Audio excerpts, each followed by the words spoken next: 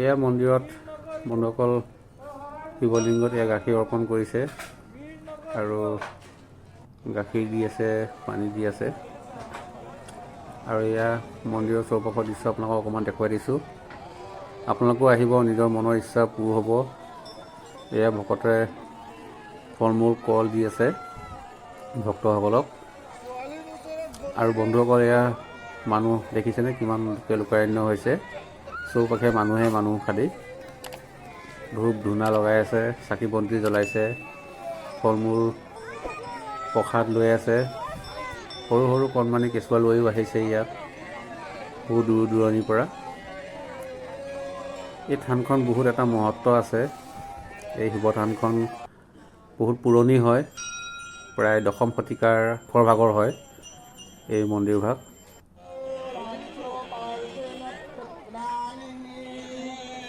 ইয়াত 2টা মন্দিৰ স্থাপন কৰা হৈছে আৰু ইয়াত শিৱ মূৰ্তি স্থাপন কৰা আছে এভাগ।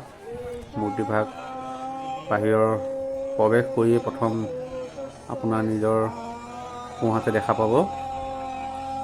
আৰু ভক্তসকলে চাকি বন্তি জ্বলাই আছে। আৰু মোৰ সোঁহাতে থকা মন্দিৰ এভাগো আছে, এইভাগতো চাকি বন্তি জ্বলাই আছে। আৰু পোনে পোনে আকাশী গংগাৰ ওপৰৰ পৰা পানী পৰি আহিছে।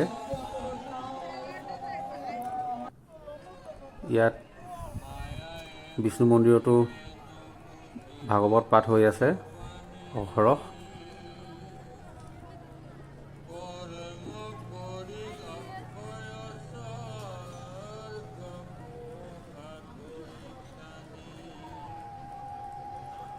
এয়া বাহিৰৰ দৃশ্য, দুখন গেটৰ মাজৰ দৃশ্য এয়া। ভক্তসকলে নিজৰ নিজৰ মনৰ আশা পূৰ কৰিবলৈ ৰছী বান্ধি আছে। আৰু এয়া কেমেৰাৰ বাওঁহাতে বিষ্ণু মন্দিৰত পূজাৰ ভাগৱত পাঠ হৈ আছে। বহুত ভাল লগা দৃশ্য বন্ধুসকল, আপোনালোকে আহিব।